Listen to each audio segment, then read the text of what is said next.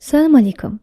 على 7 تاع الصباح وائل لبس قشو، سلم على ولادو وخرج لخدمتو كيما اي يوم عادي. بصح قبل ما يخرج بساعة واحدة بالضبط كان دخل راجل براني لدارو وخلى مرتو مع هذا الراجل وغلق الباب موراه. كان عارف مليح وش راهو رايح يصرى لها. 4 شهور وهو يخطط الجريمة واحدة. كيفاش وصل لهذا الشيء؟ تبعوا معايا هاد القصة، ما تنسوش تخلونا جام وتبارطاجيوها مع أصدقائكم، واللي ما راهوش أبوني دير أبوني. أسيوط مدينة في صعيد مصر، يعرفوها غير الناس اللي عاشوا فيها وما يعرفهاش اللي ما جاسش عليها. مدينة فيها ناس نورمال يخدموا مصباح الليل، فيها مدارس، أسواق وحومات وين الجيران يعرفوا بعضهم من سنين طويلة، فيها عائلات يتزاوروا ويتعاونوا ويعرسوا مع بعض في الأفراح ويوقفوا مع بعض في الشدايد.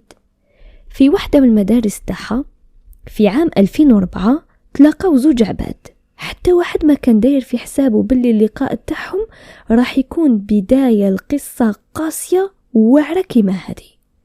وائل جان في بداية حياته من مدينة أبو تيج في أسيوط، متخرج جديد من الجامعة، يخدم أستاذ مادة علم النفس في واحد المدرسة مشهورة في المدينة. من أول نهار دخل فيه للكلاسة كان باين باللي هذا الراجل ماشي قاع كيما الأساتذة، يشرح بطريقة ما يشرحهاش غيره، يفهم التلاميذ تاوعو قبل ما يهضروا، يعرف كيفاش يوصل لعقولهم وكيفاش يأثر فيهم، يعرف واش يقلقهم واش يفرحهم واش يخليهم يثقوا فيه.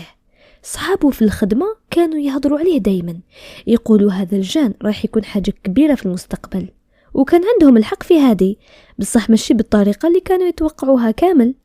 في نفس المدرسة كانت تخدم أستاذة واسمها حنان، مرة شابة صغيرة في العمر، الطبع تاعها كالم محترمة في كامل وش تدير، يحبها كل واحد يعرفها ويولي يثق فيها. أصدقائها في المدرسة كانوا يقولوا عليها كلمة واحدة ما فيها غير الخير.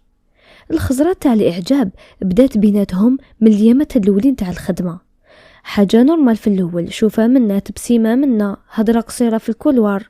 من بعد في وقت قصير تقدم وائل وخطبها. حنان قبلت بلا ما تخمم، كان في عينها هو الراجل الصح اللي كانت تحلم به، قاري مثقف يحبها محترم وعنده مستقبل باين قدامه، وش راح تزيد كتر من هكا. تزوجوا في وسط فرحة كبيرة من العائلتين، العائلات كانوا يحبوا بعضهم يحترموا بعضهم، والناس قاع كانوا يقولوا هادو في زوج يستاهلوا بعض. في السنين الأولى كانت الحياة هانية مستقرة دافية، رزقهم ربي ب2 ولاد، دار صغيرة معمرة بالضحك وحياة نورمال فيها كلش قاع وش يحتاجوا. حنان كانت تعاون وائل في قرايته تاع الماجستير، تقعد معه في الليل وهي عيانة بعد نهار كامل من الخدمة والدار والولاد، تراجع معاه الكتابات وتدير له الكوراج في كل خطوة يديرها. كانت تأمن به كتر من هو يأمن بروحه ساعات، وخطرات تقول له دايما انت تقدر لها.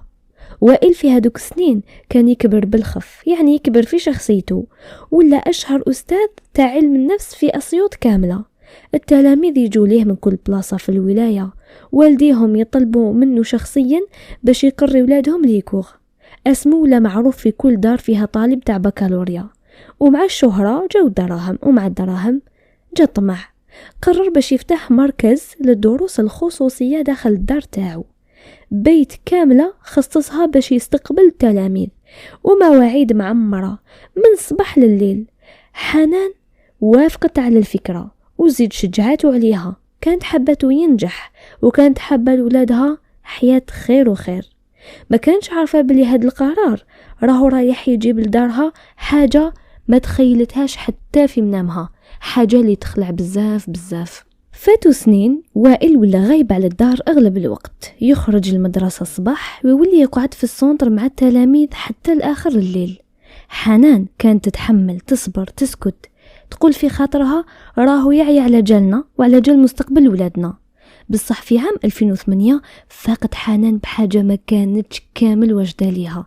وائل كان داير علاقات نسائية بزاف، ماشي علاقة واحدة وفايتة، لا علاقات بزاف، يحكم هادي يطلق هادي، مخلوع في النساء، غير حال فمه تقول قاع ما الزوج ما شاف، والوقت الكبير كامل كان يجوزوا برا الدار، ما كانش قاع في السونتر كيما كانت تحسب هي.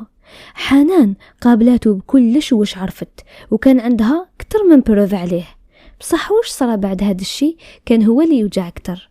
وائل اللي قرا علم النفس سنين طويلة، اللي يفهم العقل تاع بنادم كتر من اي واحد، ما طلبش السماح، ما اعترف بوالو، بالعكس دار كلش، يعني وش قراه وقلب عليها طابلة كامل. رجعها هي الغلطة، قالها باللي هي اللي سمحت فيه، باللي تلهات بالولاد ونساتو، وباللي ما كانتش الزوجة اللي يستاهلها. وحنان المرأة الطيبة اللي مدت كلش لهذا الدار صدقاته، قاعدة تحوس في روحها على غلطات ما دارتهمش أصلا، وقررت باش تولي زوجة مليحة وتمدلو كتر وتصبر كتر. ما كانش عارفة بلي وائل في هذاك الوقت ما كانش يخمم باش يسقم الحاجة اللي بيناتهم، كان يخمم في حاجة واحدة أخرى كامل، حاجات بدأت ترسم في راسه بشوية وبالبارد وبحسابات ورقة وستيلو. المدرسة اللي دارها وائل في دارو كانت غير تكبر، كل سمانة تلاميذ جدد، كل شهر يدخلوا دراهم كثر، وكل يوم وائل يولي مشغول كتر وكتر. لحق وقت وين ولا العدد كبير بزاف على بنادم واحد، والمواعيد تخلطت، الحسابات كترت، الفوضى بدأت تأثر على الخدمة. وائل قرر يلقى حل هذه المشكلة، قرر يجيب سكرتير باش نظم له المواعيد، شد له الحسابات وتفرز كلش. وكي كانت المدرسة داخل الدار، لا سكرتير راح تكون كاينة في الدار هي تاني. قال حنان باللي هذه حاجة نورمال بزاف، وحنان قبلت، خاطر كانت مازالها تأمن فيه وتثيق فيه. جات لا سكرتير مرا شابة تعرف وائل من سنين، بصح الحاجة اللي ما كانش تعرفها حنان باللي هاد المرأة ما كانتش مجرد سكرتيرة، كان دايرة علاقة مع وائل عندها 7 سنين كاملة. 7 سنين قبل ما تجي للدار، وبعد ما جات العلاقة ما انقطعتش نهار واحد. لا سكرتير كانت تعرف كلش على وائل، شحال يدخل دراهم، تعرف مشاكله مع حنان، طموحاته، الخطط تاعو او الخطط المستقبل، وكانت تغير على وائل بزاف. بصح كانت تصبر لانه تعرف باللي وائل مسيحي الديانة، وهو تاني كان عارف باللي الطريق قدامه ماشي سهلة، ما يقدرش يتزوج بيها وهو مزوج بحنان، وما يقدرش يطلق حنان بالساهل في المجتمع والدين تاعو، شغل كانت معادلة مستحيلة. حتى قررت السكرتير تنهي هاد الحالة. واحد النهار قعدت السكرتيرة قدام وائل وشافت فيه بعينين ما يقبلوش النقاش. قالت له اسمع من الاخر، خير انا ولا حنان، مانيش راح نزيد نصبر في هاد الحالة نهار واحد اكتر، يا تتهنى منها وتكون معايا يا نفضوا كلش بيناتنا والى الابد. وائل سمع هاد الهضرة وقعد يخمم، راجل قارئ علم النفس ويفهم العقل البشري، يفهم كيفاش يخموا الناس في الأوقات الواعرة، ويفهم كيفاش تقرر الأمور الواعرة تاني. خمم بالعقل والحق النتيجة واحدة، ما راهوش حاب يخسر سكرتيرة وما يقدرش يطلق حنان. إما للحل واحد هو أنه تتخبى حنان، تولي ما كانش بح، يعني ما تزيش تبان. ما خممش بزاف، بدا يخطط، والتخطيط تاعو كان دقيق محسوب كما يدير دايما في كلش. 4 شهور كاملين وهو يخطط. اول خطوه دارها كانت ذكيه بطريقه تخوف، شرا بوس تاع تليفون جديده مخدم بها في حتى حاجه، وبدا يبعث من هذاك النيميرو دي ميساج تاع حب للتليفون تاع حنان، دي ميساج شغل من راجل يحبها وراجل حبها تكون معاه، راجل داير علاقة معاها. الهدف كان واضح في راسه. نهار تصرى الجريمة ولا بوليسي بداو التحقيق، راح يصيبوا هاد الرسائل ويشكوا باللي حنان كان داير علاقة مع واحد آخر، وباللي هاد الشخص هو اللي دار فيها وش دار. وائل يخرج منها كي الشعرة من العجين. شحال هاي وائل كي لحقوا الرسائل لحنان في البداية ما فهمت والو. منين جاو؟ قالت الوائل، وائل رفد التليفون دار روحو يعيط النيميرو كان طافي باينه، هو اللي طفاه. من بعد دار مشكله كبيره مع حنان وتهمها باللي هي اللي راهي تهدر مع هذا الراجل. حنان بكات ونكرت كلش وطلبت منه يصدقها. بعد سمانه تصالحوا، ووائل وعدها باللي ما راحش يزيد يشك فيها مره واحده اخرى. الخطوه الثانيه كانت بارده كتر وكتر. وائل بدا يقنع حنان بشويه وبذكاء باللي راهي ما ترقدش مليح، وباللي لازم تشرب كاشيات تاع رقاد. نهار بعد نهار، سمانه بعد سمانه، حتى قنعها. حنان راحت برجليها لا فارماسي وشرات الكاشيات تاع رقاد وحطتهم في الدار. ما كانش عارفة بلي هاد الحبات كانوا جزء من خطة راهي توجد لها. الخطوة الثالثة كانت الوعرة. وائل كان يسحق واحد يدير له الحاجة اللي ما يقدرش يديرها بيده. طلع البلاصة في جبال أسيوط، بلاصة يعرف بلي فيها ناس ما يسكسوش بزاف، ناس تقدر تفاهم معاهم على أي حاجة مقابل دراهم. بصح وائل كان مجحاح، عرض مبلغ قليل بزاف ما لا رفضوه، ما سمعولوش كاع من البدية. هبط من الجبل كما يقولوا خائب، بصح ما حبسش، كمل يحوس حتى لقى واش كان يسحق. واحد الراجل اسمه محمد خلف، طولي تاع طونوبيلات، عنده مشكل تاع دراهم كبير، وعنده كازي جوديسيير تاعو موسخ، وهذا الشيء وائل ما كانش يعرفه. قعد وائل معاه، عرض عليه واش راهو حاب، بصح محمد ما كانش نيه، فهم بالخف باللي وائل راهو يهضر على مرته، وقرر يدير حاجه وائل ما كانش يتوقعها كاع. قرر يسجل كل كلمه تخرج من فمه، ماشي باش يديها للشرطه، بصح باش يحكم عليه، باش يدي منه الدراهم طول حياته مقابل السكات تاعو. بصح وائل كان مزروب وحب ينفذ الخطه تاعو قبل ما تنكشف اي حاجه. تفاهم مع محمد خالف على البري 2000 جنيه، وقعدها باللي تكون لابساتو حنان نهار تنفيذ الجريمة، وتفاهموا على النهار والساعة على 6:15 تاع الصباح، كان هذاك هو الموعد. في الليلة اللي قبل هذاك الصباح وائل مرقدش مليح، ماشي خاطر كان خايف وماشي خاطر غاضاتو يعني، وماشي خاطر كاين صوت في داخله كان يقول له حبس، على خاطر كان يراجع في كل الخطة في راسه خطوة بخطوة. مرة بعد مرة عاودها بزاف مرات باش يتأكد باللي ما نسى والو. راجل يقري علم النفس، يعرف مليح باللي أصعب الخطط تريب على جال حاجة صغيرة ما خمم فيها حتى واحد، وهو ما كانش حاب الخطة تاعو تريب. 4 شهور تاع تخطيط ماشي حاجة صغيرة اللي راح شغل تضيعها. على 6:15 تاع الصباح، قبل ما ينوض حتى واحد في الدار، قبل ما تطل الشمس، قبل ما تبدأ الحركة في الزناقي، وائل ناض من فراشو غير بالعقل، بس قشو بشوية ومشى لجهة الباب تاع الدار على طرف صبعتيه. فتحو، هنا لقى محمد خالف قدامه في الظلمة. شاف فيه وائل وشاف فيه محمد، ما هضر والو، ما كان حتى حاجة تتقال. وائل دار له إشارة بيدو باش يدخل، ودخل محمد.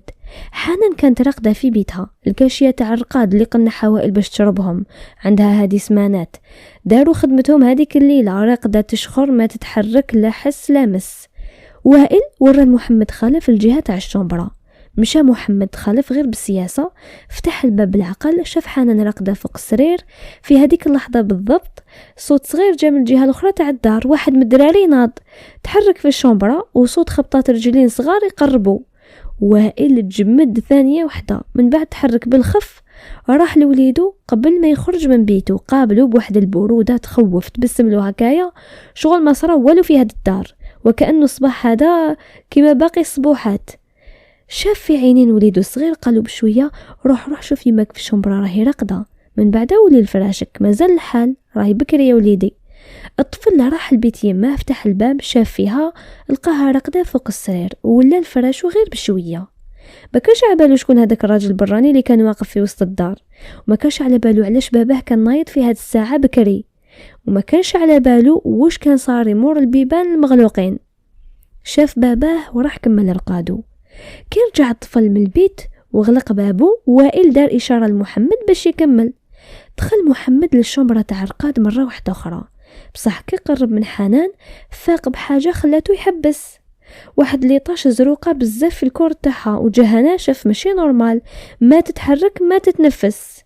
شك محمد خالف في حاجة واحدة، حنان ما كانتش راقدة، حنان كانت ديجا ميتة. مالوش كاين. وائل الحلوف كان دار واش دار قبل ما يجي محمد، وجاب محمد خالف بعد ما كمل كلش، ماشي باش يقتل، لا بصح باش يدي الذهب وباش يكون شريك في الجريمة، هكا باش ما يهدرش كاع. محمد خالف خمم في هذيك اللحظة بالخف، قال في خاطره أنا ما درت والو بيدي، هي ماتت قبل ما نوصل، إما لا ما عندي حتى جريمة. وقرر يدي واش تفاهموا عليه ويروح. فتح الصاك تاعها، جبد 1000 جنيه كانت لداخل، من بعد شاف الذهب اللي في يدها سيا ينحيه ما قدرش. وائل كان واقف غير تما، راح دخل للصال دوبا غير بشويه، وجاب طرف تاع صابون عطاه لمحمد خالف باش يسهل عليه ينحي الذهب من يد حنان. الراجل واقف قدام مرته الميته وشاد طرف صابون باش يعاون في السرقه تاع الذهب تاعها. هذا هو واش كان وائل في هذيك اللحظه، كي كملوا كلش طلب وائل محمد خالف باش يهبط ويبعد ويسنى في بلاصه بعيده. هبط محمد وحده للزنقه، وائل وقف واحد اللحظه هكاك في الدار وحده، شاف صاير داير بشويه، تاكد باللي كلش راه في بلاصتو. من بعد عطى لمحمد هذيك البيس الجديده وقال له عيط لجدة الدراري وقولها باللي راه قتل بنتها وباللي حاب 50,000 جنيه. خرج وائل وغلق الباب موراه. في الزنقة مشى وائل عادي نورمال هادي كأنه راجل راح يبدا في نهارو نورمال. راح الكوشة هي الاولى، شرى الخبز وكيما عجبوش الشكل تاع الخبز دار بالعاني مشكلة مع الناس اللي كانوا شادين لاشان، طلع صوته وخلى الناس كاع يشفوا عليه. من بعد راح لابومبا ايسونس وجاز كاع الطوموبيلات ودار مشكلة واحدة اخرى وخلى الناس كاع يروماركيوه. من بعد راح المدرسة ودار حاجة ما دارهاش كاع في حياته من قبل، عرض صحابه في الخدمة على الجو. وائل المجحاح المعروف عند كاع صحابه يعرضهم على العصير في الصباح بكري. خلص من جيبه بتبسيمة كبيرة وقعد بيناتهم يضحك ويقصر، كان يبني في دليل الغياب بيديه. في كل بلاصة راح ليها خلى مارة، في كل بلاصة وقف فيها خلى شاهد. بصح راجل ما راهوش عارف بلي الخطة المخيطة تاعو رايحة تريب من بلاصة ما دار لها حتى حساب، من شومبرة تاع رقاد صغيرة، طفلة في عمرها 9 سنين واسمها سارة. طفلة تحب يماها بطريقة ما تقدرش تشرحها بالهضرة، كانت ترقد كل ليلة ويماها تبوسها تغطيها وتنوض كل صباح على صوت يماها في الكوزينة. هذا هو السيستم تاع حياتها، هذا هو عالمها الصغير الدافي. في هذاك الصباح سارة ناضت من الرقاد في وقت ماشي كيما العادة، ما عرفتش علاش، ماشي صوت اللي نوضها وما كان حتى حاجة نوضتها. فتحت عينيها هكايا والدار فيها سكات، قعدت في فراشها هكا تواني. من بعد شافت صاير داير في الدار وتفكرت باللي بابها ويمها في هذا الوقت يكونوا خرجوا لخدمتهم. هذا هو النظام اللي موالفين به كل يوم. بصح كاين حاجة حبستها، شافت في الباب تاع شومبرتها. من بعد هبطت من فراشها بشوية ومشات لجهة الباب تاع الدار. المفتاح تاع يماها كان محطوط في الباب تاع الدار من الداخل. سارة حبست، شافت في المفتاح وخمت غير بشوية. إلا كان المفتاح تاع يما راهو في الباب من الداخل معناتها يما ما خرجتش، معناتها يما مازالها في الدار. راحت سارة لجهة شمبرة الرقاد، طبعت الباب غير بشوية. يماها كانت فوق السرير راقدة، بصح كاين حاجة كانت ماشي نورمال. اللون تاع وجه يماها، الشكل تاع جسمها، الطريقة اللي كانت مغطية بيها، كلش كان يقول لسارة بلي كاينة حاجة ماشي نورمال. قربت من يماها وحطت يدها الصغيرة، مست يدها السخانة ما كانش عادية. سيات سارة تحرك يماها ما كان حتى غيبونس. سيات مرة واحدة أخرى والو، ما ريبونداتش، عيطت لها ما جاوبتش، عيطت بصوت عالي ما كان حتى جواب. شافت سارة في وجه يماها، قربت له بزاف ولقات طرف قماش مشمخ كان قدامها فوق المخدة وكاين ديطاش في رقبتها. سارة ما فهمتش وش راهي تشوف، بس عرفت حاجة واحدة، بلي يماها ما راهيش تتحرك، يماها ما راهيش ترجع في الهضرة، وهذا ماشي رقاد نورمال. رابت، بكات واحد البكاء ما بكاتوش كاع في حياتها من قبل. مسكينة مسحت دموعها بيديها هادوك الصغيوطين، جبدت تليفونها عيطت لباباها. وائل رفد التليفون ديريكت، كان في المدرسة قاعد مع صحابه يضحك يقصر، سمع الصوت تاع بنته وهي في حالة قاعدة تقول بلي يماها ما راهيش تتحرك. وائل نورمال ما عيط ما دار حتى ردة فعل. وش يدير اي ابي يسمع في هاد الهضرة على مرته؟ يدير حالة بصح ولا لا هكا بلا عقل. قالها عيط لجداتك راني جاي وكوبا. سارة عيطت لجداتها وقالت لها وش شافت. الجدة خلعت صدمت كاع، راحت تجري لجهة الدار، بصح قبل ما تلحق الجدة صون التليفون تاعها نيميرو براني. رفدت وصوت راجل قالها بكل برودة انا اللي قتلت بنتك، راني حاب 50,000 جنيه ولا نقتل ولادها ونقتل راجلها وائل وكوبا. الجدة حبست في بلاصتها ما قدرش تتحرك. من بعدها فطنت وكملت تجري. وائل لحق للدار، فتح الباب دخل وشاف واش كاين في الشومبرا، زعما بدا يبكي وهكا بان للناس اللي كانوا دايرين به. عيط لابوليس ديريكت وقال لهم بلي مرتو تقتلت. لحقوا لابوليس مع الخبراء تاع لابوراتوار المعمل الجنائي، دخلوا وبداو خدمتهم. اول حاجه روماركاوها كانت مهمه بزاف، ما كانش مرة تاع تكسار في البيبان، ما كانش مرة تاع تكسار في التواقي، ما كان حتى بروف باللي واحد دخل بالسيف من برا للدار رغم انهم في البروميير ايطاج. الحاجة الثانية، المفتاح تاع حنان كان في الباب من الداخل، وهذا معناها باللي هي اللي فتحت الباب اللي شغل الإنسان اللي دخل ولا اللي دخل كان عنده المفتاح. الحاجة الثانية، في رقبة حنان كاين آثار تاع خنق باينة، وشغل كاين كسر في العظم تاع الرقبة وطرف قماش مشمخ قدامها. والتقرير تاع الطب الشرعي أكد باللي شربت كمية كبيرة تاع كاشية تاع عرقات قبل ما تموت. الحاجة الرابعة، قاع الذهب اللي كانت لابساته حنان ما كانش، والدراهم اللي كانوا في الصاك تاعها طاروا. الخبراء صابوا حاجة واحدة أخرى، بصمة برانية في شحال من بلاصة داخل الدار، بصمة ما كانت حتى واحد من العائلة. وائل كان قاعد في الشومبرا يبكي قدام الناس قاع، ويقول باللي ما يعرفش شكون اللي دار هكا، وباللي مرتو ما عندها حتى عدو. بصح ورا لهم غير بالعقل هذوك لي ميساج تاع العشق اللي كانوا يلحقوا التليفون تاع حنان. قال لا بوليس كان كاين نيميرو براني بعث لها في لي ميساج، بالك هو اللي دار فيها هكا. لا بوليس كتبوا كل كلمة، بصح في نفس الوقت كانوا يعسوا في وائل.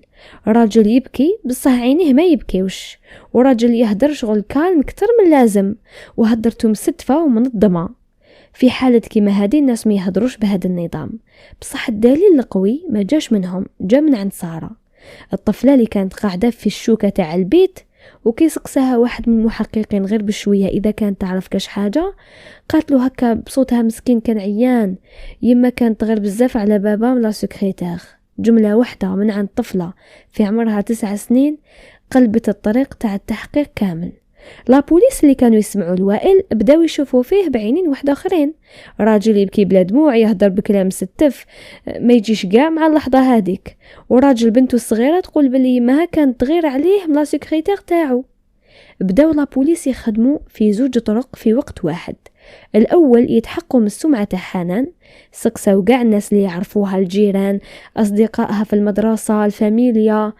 الجواب كان واحد عند الناس كامل، حنان امرأة محترمة ما عندها لا علاقات ولا أسرار، صفحة بيضاء، وما كان حتى حاجة تبين باللي حنان خانت راجلها. والنميرو البراني اللي هدر عليه وائل ما استعملوهش كامل غير باش يبعتوا هذوك لي ميساج، لا عيطوا به لا والو. نميرو شراوه على جال حاجة واحدة ومن بعد طفاوه ديريكت. الثاني يتبعوا الطريق اللي جاز عليه وائل نهار الجريمة، كلش وش قال وائل كان صح، راح الكوشة، راح لابومب تاع ليسونس، راح المدرسة. بصح الطريقة اللي كان يتصرف بها في هاد البلايص ما كانتش نورمال. راجل يدابس في الكوشة بلا سبا، يدابس في لابومب ليسونس نورمال كيما هكداك، وراجل مجحح معروف باللي عنده كربة في جيبه يعرض صحابه فجأة على الجو. هذا الراجل ما راهوش عايش صباح تاعو، هذا الراجل راهو يمثل في دور. من بعد جا الاكتشاف الكبير، تبعوا المكالمات تاع التليفون تاع وائل نهار الجريمة على 7:04 تاع الصباح بعد ما خرج من الدار بدقائق قليلة. وائل عيط لنيميرو تاع واحد اسمه محمد خالف، طولي تاع طونوبيلات، ابل قصيرة في وقت غريب مع بنادم ما عنده حتى علاقة مع وائل. حوسوا على محمد خالف لقاواه، غير شاف لابوليس قدامه قر ديريكت على كلش، قال بلي وائل هو اللي خطط، وبلي وائل هو اللي دخلوا للدار، هو اللي عطاله الصابون، حنان كانت ميتة كيلحق هو. بصح وائل نكر كلش، قال بلي ما يعرفش محمد خالف، يعرفوا برك بلي طوليس قام طونوبيل تاعو، وبلي ما عنده حتى علاقة بالجريمة، وبلي راهو يكذب. هنا محمد قال الجملة اللي ريبت كلش، عندي تسجيلات صوتية كاملة لكل لقاء جمعوا بوائل، لكل كلمة قالها وائل ولكل تفصيلة في الخطة. صوت وائل يهدر بكل برودة، يشرح كيفاش راهو حاب الجريمة تندار، يذكر في الاسم تاع حنان ويتفاهم على البري نيغوسياه. وائل غير سمع بلي كاين تسجيلات سكت، وسكت تاعو كان هو الاعتراف. بعد محاكمة طويلة وبعد ما سيا وائل بكامل وش عنده باش يثبت بلي ما دار والو، خرج الحكم في عام 2016 الإعدام لوائل ولمحمد خالف ثاني في زوج. وائل اللي قرا العقل تاع بنادم سنين وحسب بلي يعرف كيفاش يخدع الناس قاع، ما دارش حساب الحاجة واحدة، راجل مجحاح رفضوه الناس تاع الجبل، راه عن طولي عنده ماضي في الحبس، وما عرفش بلي هذا الراجل كان يسجل فيه كلمة بكلمة، ما كانش راح يبلغ عليه، بصح بلغ في لافان على خاطر وائل كان مزروب وما خلاش محمد خالف الوقت باش يزيروا ويدي عفون منه الدراهم. وصارت الطفلة اللي ناضت في وقت ماشي وقتها، اللي شافت المفتاح في الباب، واللي قالت جملة واحدة قدام المحققين، سارة وخوها هما الضحايا تاع الصح في هذه القصة. الدراري خسروا يماهم وخسروا باباهم تاني طريقة واحدة أخرى. القصة خلاصت، بصح السؤال اللي تخليه ما يخلصش، راجل يفهم عقول الناس، يعرف كيفاش يخموا وكيفاش يحسوا، كيفاش ما خممش لحظة واحدة في الناس اللي راح يبكوا من وراه. ما كانش جواب، يبقى غير السؤال. شكرا اللي سمعتوني، ونتلاقوا في قصة جديدة. إذا حبيتوا أي قصة نحكيها لكم بطريقتي اكتبوا لي عنوانها في التعليقات. مع السلامة.